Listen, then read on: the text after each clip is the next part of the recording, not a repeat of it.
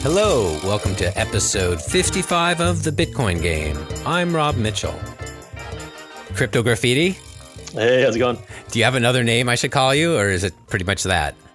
Yeah, that works. So yeah, you just kind of reached out to me and were like, I'd like to ask you about podcasting because you're going to start a podcast? Yeah, thanks for agreeing to talk, especially on a Sunday, no less. So yeah, I've had an idea for what was originally possibly going to be a documentary, and I had the idea for a while now. And then as time went on, I found myself traveling to locations where I could be securing some of these conversations with people, kept just kind of eating at me. So just a little over a week ago, I put out the word on Twitter that I was thinking about doing this, and I had a great response from people. I just asked, if anyone else been involved with docs in the past, and got a big response from people. And it's one of the reasons why I love this community is everyone's so helpful, including yourself here today. And so in talking with a lot of people who've done film work in the past, it just sort of started going in the direction of maybe I don't need to go full bore with something that's going to cost a ton of money and time and effort and learning curve if I really want to do it right. If the general premise of what I'm trying to do can be almost fulfilled with doing a podcast instead. So just now sort of getting my bearings and figuring out, what I don't know and and trying to learn about what to do best, I guess. So I'd love to just tell you all I can tell you. But before we do that, since I am recording this, I'd love to just interview you a bit, and then maybe second half can be talking about podcast stuff. Yeah, absolutely. When did you start doing cryptograffiti stuff? It was like late 2013, early 2014. I'd done work before that, just artwork in the space, but really took it seriously in 2013. So yeah, I just saw a need for art and design in the space. So way back it was late 2011. I read the Wired article, "The Rise and Fall of Bitcoin." That was the kind of my intro to it, and I simultaneously was working on a startup and had a developer who was big into Bitcoin and he wanted to be paid in Bitcoin, and so I was learning more about the space and just recognize that this is really complex stuff and the masses are going to have a hard time getting it and grasping it. And what oftentimes will help just spread movements is art, and people are visual, and it's a way of getting a message across in a succinct manner. And because of the programmer centric nature of the space, I just knew that it would be a long time before it was artist friendly, and maybe I could help with that. I was doing something that wasn't necessarily going to be long term for me. It was just sort of kind of flatlining with the startup that I mentioned, and so I gradually, as time went on, I was seeing ways that Bitcoin and the blockchain would help not only with the startup kind of field that I was working in use cases there, but then also in the art world. And so there just more and more kept creeping in. So I did a couple like random pieces in 2012, like some like sculptural work. But it was really in 2013 that I started experimenting with ways of integrating the two. And I was doing some street art here in San Francisco in the Pacific Northwest and attaching QR codes to the work and just kind of trying to test, would this take, it was still very early. And so there wasn't a lot of activity with the works, but there were some people that saw them and then sent some Bitcoin my way through the public facing address. And so, yeah, so that's kind of how I got into it. And from there, I just really just fell in love with the community and the just game changing, broad reaching aspects of this technology. And so I made it a goal of helping to spread awareness. And that's also where this podcast is coming in. A lot of my work is just, helping people understand what this is all about, and pushing back against the status quo. And with this podcast, it would just essentially be like an extension of that. How can I help reach more people and get them to grasp what's going on here and help distill the idea down to something that more people can understand and really get why this movement has legs and maybe focus less on price, which seems to be more and more prevalent lately. I don't know if you feel like talking about what your startup was. Yeah, so it's very random. I thought I had like the next slap bracelets. Like it was a consumer product that was more for like the tween or early teen market. What was it that was so catchy about Facebook and social media? And if I could make that into a product that had those attributes, then that product would be as popular as something like a Facebook. And so it was essentially like a locket that was modernized. So a way to carry around a photo, like an analog, like physical photo. And I was going through all the trials and tribulations of making a consumer product and manufacturing overseas, and then also simultaneously trying to make an app that went along with it. And then it took me so long and took so much effort and money that by the time I actually had like a working product out, it ended up being popular with like scrapbooking, the scrapbooking community. And then I found myself with this interesting dilemma. Should I just keep reaching out to them and growing the business there and then going to scrapbooking conventions and have that be my life? And then simultaneously I had the Bitcoin bug that was going alongside, and it was pretty much a no-brainer. So while I was doing this startup, I was doing a Kickstarter as well. And this was kind of the early days of Kickstarter campaigns. And so I was seeing how that with QR codes and crypto wallets, this quick exchange of currency would just be so prevalent. And one of the issues with Kickstarter in the early days was just the friction of the sign up process. And did I want to spam all my friends and family with this thing that I was doing and ask for support, where they would also have to sign up for Kickstarter? And here I was also brainstorming about ideas of fundraising with my artwork and these QR codes, and it would be so much easier, right? People would just flash their phone. And so there's just all these different ways, not only with the startup, but with the art world, where I saw the power of cryptocurrency and how it would just seep into everything. And so that's what helped me kind of make the transition and focus more on crypto. Are you still in contact with the developer who first got you really interested? Or was it the developer or the article that really got you into it, you think? It was more the developer. It was one of these scenarios where had I paid him back when he wanted to be paid in Bitcoin, had I followed through with that, he would have made quite a pretty penny on that investment. And so it was sort of a joke between us. But then also by having those conversations, it just makes you more aware of Bitcoin when you hear it in the news. And I looked into it a little bit more, and that got me to find things like Cassatius coins early on were an influence. I saw that someone was making a physical product in the space, and here was something that was artistic and collectible and tangible. And it was kind of a combo. That Rise and Fall article had some pretty cool artwork by, I believe it was a Russian artist as well. And so, I would say it's a combo. Is he involved in a public way in Bitcoin? He's not. I actually had lunch with him recently, and we were talking about it. And I think he regrets selling at some point. I didn't delve into it too deeply. So I'm not sure how deeply involved our lunch was. It focused on crypto, but I think at some point he had sold some, and that sort of left a bad taste in his mouth, and he didn't get back in. But maybe I should try and get him to come back in again. Is there something about his personality you think that made him a little different than people who stay with it?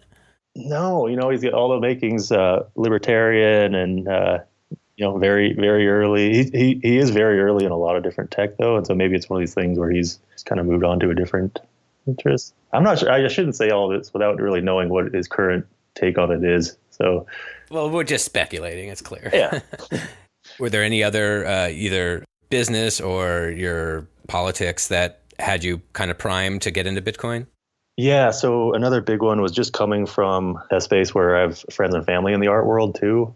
So it was all the aforementioned, and then also seeing firsthand how much this is needed, and just of all the different industries, like the art world is just so primed for this.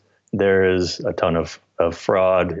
I have friends who've had their work just be completely replicated and ripped off, and have had samples of their work been purchased and then returned to them broken so they can look inside the work to then copy it even more thoroughly.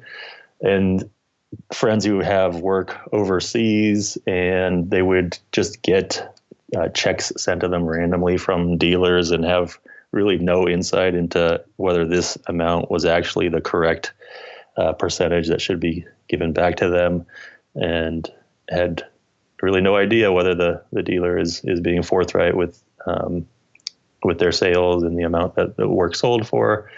And then on top of that, works that sold internationally, and they would keep their money in international bank accounts. And then, Brexit happened, and then all of a sudden their bank accounts over there are worth considerably less than previously. So there's just so much overlap. If you look at just the crypto space in the art world, fraud, fees, a lack of transparency, it's just really ready for it.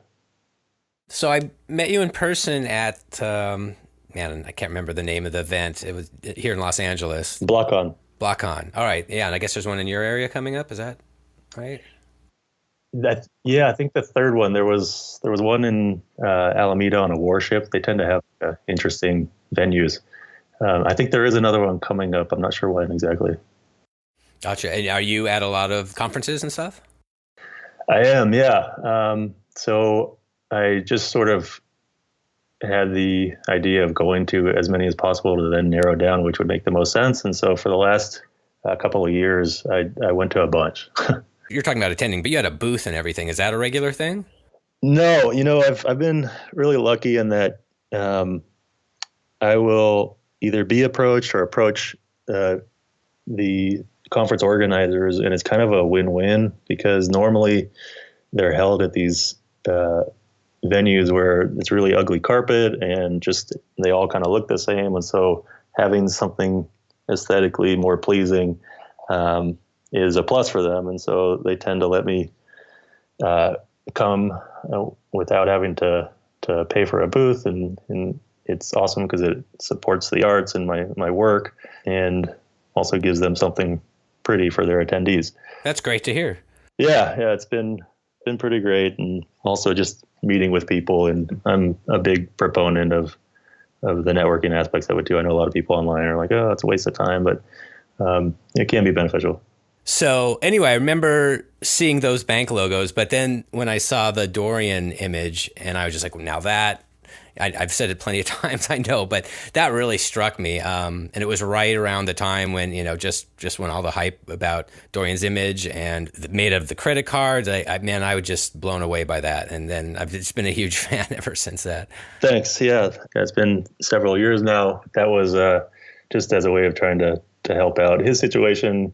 He's had some medical issues, and I figured the community loves Dorian, and so if I did a work that would benefit him in some way, then it would be helpful and raise some money. And so, it was made from credit cards, which are kind of a difficult process, but I am happy with how it turned out.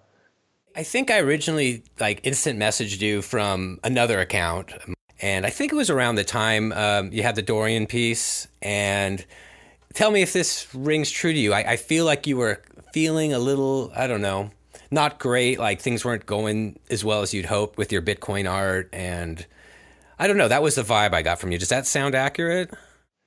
It very well could have been, because that was 3 years ago. And even into 2016, 2016. I remember I held an art show here in San Francisco and invited a bunch of crypto artists to come, and everyone, sort of the vibe, I guess interest wise in the space, there was a lot of people that were sort of looking at Ethereum. This was, mid 2016. And it just sort of felt like there wasn't that much enthusiasm going on. Mm-hmm. So that may have been some of what you were picking up. It was kind of a lull, which obviously since that time is we've grown leaps and bounds, not only in just the community, but price and really everything. Were you pretty excited when the Dorian piece went for a pretty high price? Yeah.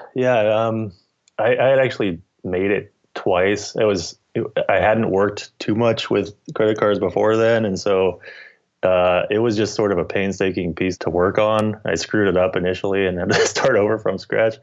So yeah, it was great just in general, because I've gotten to know Dorian on a personal level, and he's still a good friend. And so to know that it was going to someone that really could use it was awesome. And all the sort of side benefits of having my work out there and have it circulating and having some articles written about it were great too. But he really can use some help. And so it was great. Just all in all, everything about that experience and working on that piece was just awesome.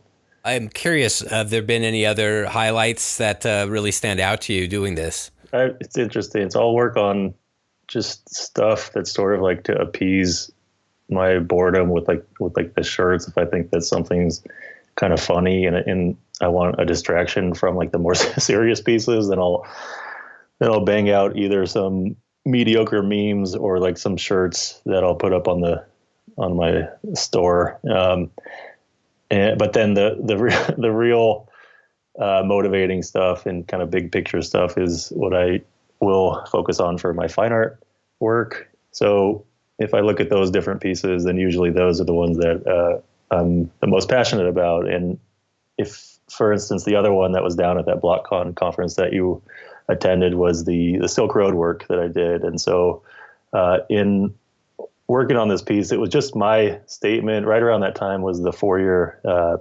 anniversary of Ross's incarceration.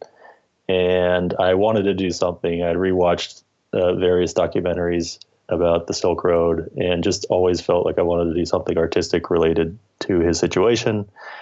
And so that work put me in contact with Lynn, and I found out the Free Ross Twitter account that she's, the one manning it personally. And it just brought all this so much closer to home. And I thought about, just my family. And if, something happened to me, just how I knew that my mom would also be doing exactly what Lynn was doing, and just made it so much more real.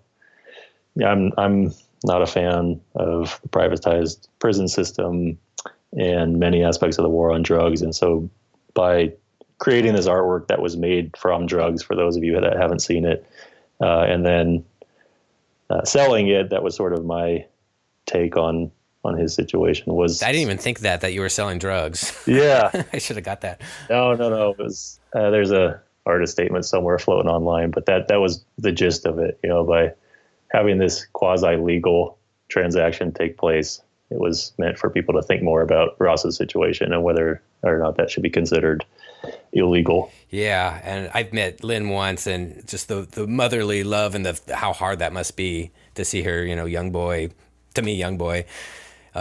locked up possibly forever. Yeah.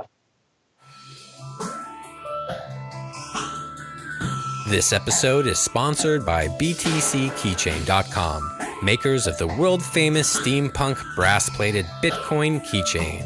If you'd like a chance at winning your own Bitcoin keychain, all you need to do is comment on this episode's show notes page at thebitcoingame.com or tweet a link to this episode and tag me at thebtcgame. Feel free to enter both ways. I'll select at least one winner from the show notes page comments and one from tweets. If you're not familiar with this keychain, just Google BTC Keychain and you'll probably realize you've seen this keychain representing Bitcoin all over the internet since 2013. Are there any like really low points in your crypto artist career that you feel like sharing? Oh gosh, I've spent several weeks on ones where I just end up tossing it. So those are usually the low points, is putting a lot of effort into something that ends up just going to the trash. How about surprises, either good or bad? Either, someone who came up, or was it, you've talked to, or reception to a piece that you weren't feeling good about, or?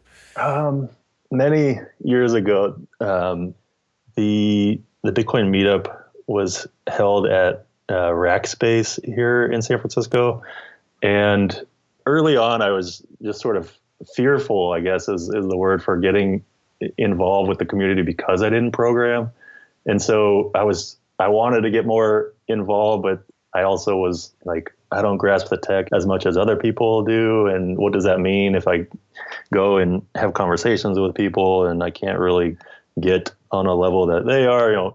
It was troubling for me to try and really like get involved with different goings on. And so I remember bringing some prints of my work to an early meetup, and just someone, I can't remember who it was, but they just saw what I was doing. We're like, wow, I wish I had this singular focus that you have in your career. And it just was so motivating to hear someone tell me that what I was doing was the right thing, because I was also just then deciding that, I'm going to drop everything and really focus on a very, very niche area of art. And despite what some other family members were telling me to do, and to really have a go at it, it was just a couple sentences, but what this guy said just validated what I was doing. And, doesn't sound like he was necessarily at a point with his career where he was happy, but it just gave me more confidence in what I was doing and helped me just kind of persevere. I wish I could thank him. Wow, that'd be amazing if somehow that person got to hear this now and was like, oh. Yeah. I wanted to do some traveling, like shortly after I decided that, I'm going to do this full time. And I did some pieces. I just wanted to get outside of this San Francisco and Silicon Valley bubble, this tech bubble. I wanted to go and talk to other people and experience other people's thoughts about this technology, and help talk about it and help other people learn about what it means and go to other countries. And so I ended up traveling, and I was in Mexico in Guatemala and then ultimately Peru for all told about 2 years. You speak Spanish, I hope? Practicando. Yeah, I could definitely get by.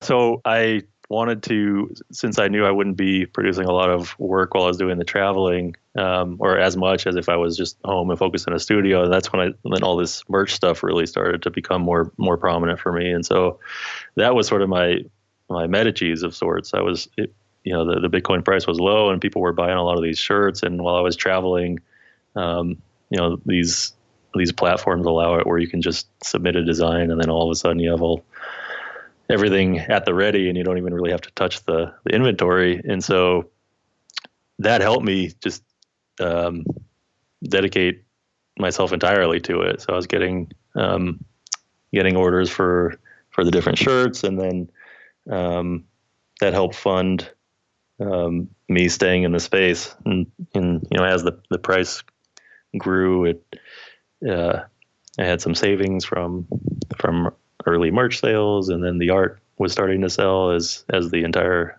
space was growing. And so I've been doing it full time for several years now. I have this like internal debate about just the merch as a whole. Like that's not artistic enough? Yeah, or like should even just talking about it, like the most serious of serious artists, which I don't consider myself, don't necessarily like sling shirts on the side, Interesting. As you were talking about, you were going to go full time into crypto art or Bitcoin art, whatever. I could imagine a parent thinking, what are you doing? Oh yeah. It was like doubling down to having gone from a startup into this. So I've sort of been from a young age, haven't necessarily fit the typical 9-to-5 sort of path. And So it wasn't like a big surprise that I'd try and do something that was a bit different than a traditional career path. But this in particular, having it be, dedicated to something very, very, very, very niche, didn't necessarily sit well at first. But the more that they learned about the subject matter and saw that I was really dedicated to it, and then now that they've seen the whole space grow, it's definitely helped. How about when the Wall Street Journal used your art? Was that pretty exciting? Yeah, that too. That's those little reminders that, hey, there's some stuff happening and good things coming in at various points that are good as well. Do you have like kind of a public view on Bitcoin Cash or other cryptocurrencies? I've been very vocal in meme form about not backing the Bitcoin Cash project.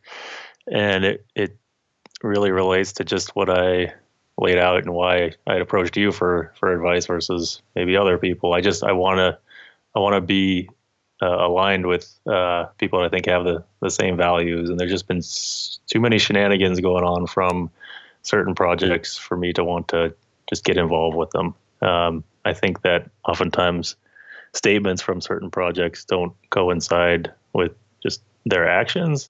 And so for me, it's an interesting dichotomy in that I come from a land where in San Francisco and Silicon Valley where you learn that there is always going to be someone else that comes and replaces your particular project unless you're incredibly careful and do all the right things.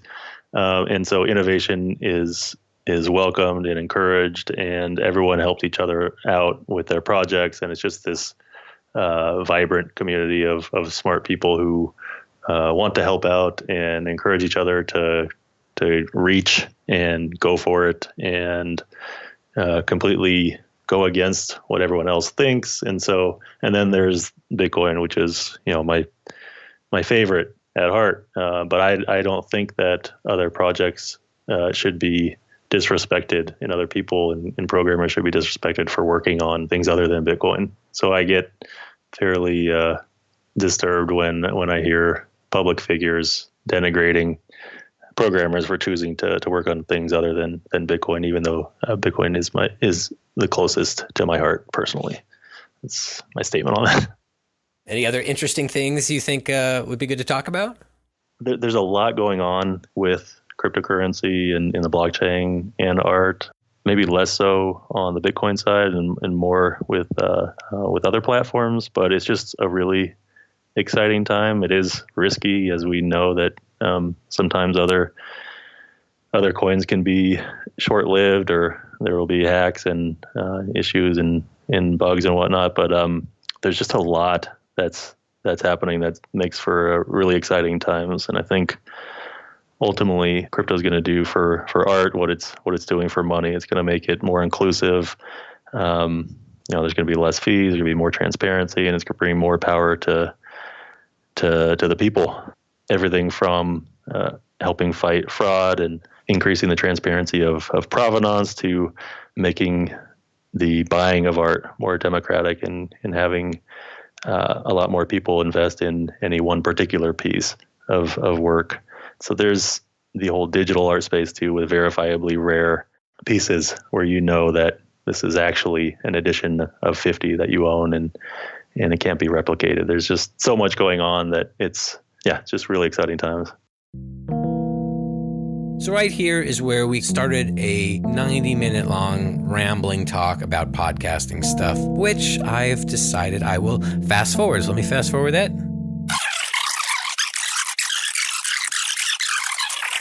Thank you again so much, man. Sure, yeah. And I'd imagine in the process you might have a question or something, so just feel free to hit me up. Thanks, Rob. Yeah, I'll absolutely keep you abreast of if and when that does happen. I think it will. It's just a matter of time of getting around to doing it. Okay, cool. Enjoy the rest of your Sunday. All right, thanks. Take care. Bye. Thanks for listening to episode 55 of The Bitcoin Game. I hope you enjoyed hearing a bit about Cryptograffiti. Make sure you check out his site, cryptograffiti.com, and he's Cryptograffiti on both Twitter and Instagram. Come visit this episode's show notes page at thebitcoingame.com, where you'll find links, images, and more related to this episode. You'll also find me on Twitter at the BTC Game. See you next time.